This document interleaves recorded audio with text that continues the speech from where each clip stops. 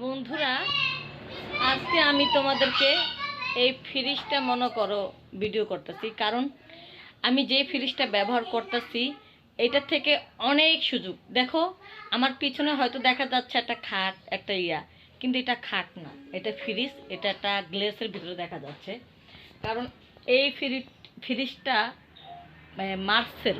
এটা একটা মার্সেল। এই ফ্রিজটার নাম হচ্ছে মার্সেল। এটা ইনভার্টার ফ্রিজ। ইনভার্টার কেন, কিসের জন্য, ইনভার্টার দিয়ে কি বোঝায় সেটা আমি তোমাদেরকে বোঝাচ্ছি।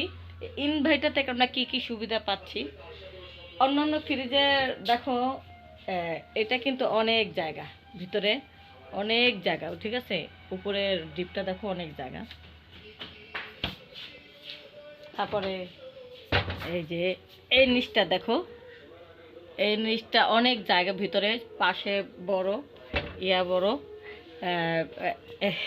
দেখো, তোমার যদি আমরা আমার পাশে থাকতা তাহলে আচার বানিয়েছি, গাছের আচার দিয়া, চালতা পেরে আচার বানিয়েছি, আচারও খেতে পারতা। তো যাই হোক, এটার সুযোগটা কি, আমি হয়তো শুটিংয়ের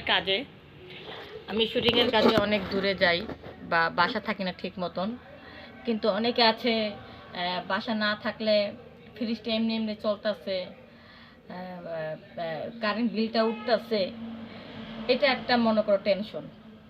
আর এই ফ্রিজের গুণটা কি, যদি আমি বাসা না থাকি এটা নিজের থেকে বন্ধ হয়ে যাবে, যখন তার প্রচুর খোলা না পড়ে, প্রচুর পরিমাণে যখন এটা তাপ হয়ে যাবে, বরফটা জমে যাবে, বা এটা যখন কারেন্টটা খেয়ে ফেলবে, যে আর প্রয়োজন নেই, এটা খোলা পড়তেছে না, বেশি এটা প্রেশার পড়তেছে না, এটা এমনি এমনি বন্ধ হয়ে যাবে, আর এমনি এমনি চালু হবে।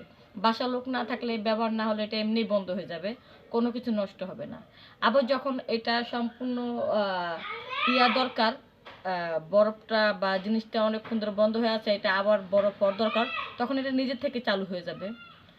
আর যখন এটা লোক না থাকবে, এটা যখন একবারে চালু হবে, তখন এটা কারেন্ট বিল বেশি একটা ওঠে না, হয়তো দেখা গেল 50 টাকা ওঠে, কারণ এটা যা কারেন্ট খাওয়ার একবারে খেয়ে নিয়েছে। প্রথম প্রথম তো হয়তো আমার 250 টাকা 300 টাকা লেগেছে, তারপর থেকে আমার এটা কারেন্ট বিল ওঠে না। এই যে একটা সুযোগ, তাই সবাই তোমরা এই মার্সেল ফ্রিজটা ব্যবহার করবা। ইনভার্টার দেখে নিবা, এটা টাচ সিস্টেম।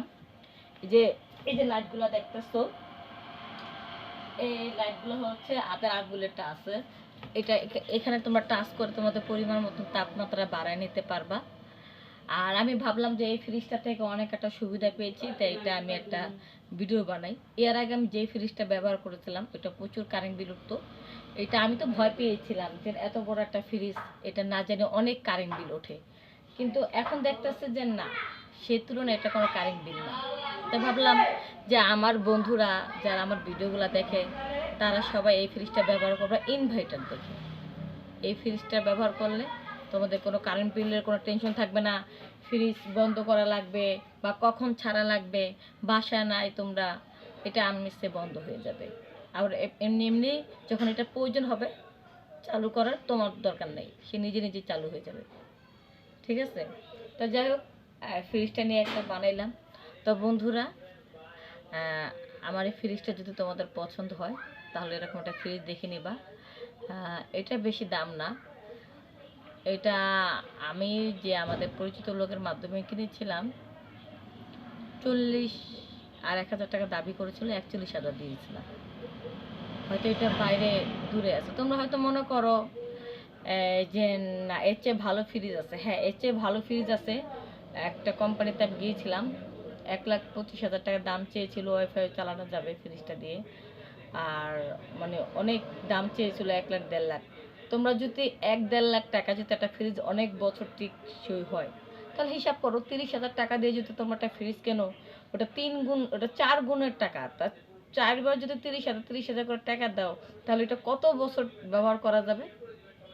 একটা যদি মনে করো তোমার ফ্রিজ যদি 50 বছরও ব্যবহার করা যায়, আর 30,000 টাকা, 4টা 30,000 টাকা যদি মনে করো, এক একটা 30,000 টাকা দিয়ে অনেক বছর, যদি প্রায় 20 বছরও ব্যবহার করো একটা ফ্রিজ 30,000 টাকা দিয়ে, তাহলে 4-30-এ কত বছর ব্যবহার করবা। তাহলে ওটা থেকে কিন্তু এটা অনেক ভালো, দামও কম, আর অনেক বছর ব্যবহার করতে পারবা।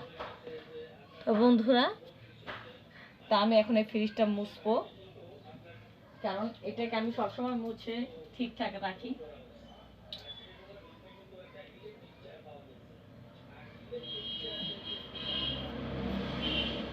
আসলে যত যত্ন নিবা তত ভালো থাকবে, জিনিসের যত্নের উপরে ভালো থাকে।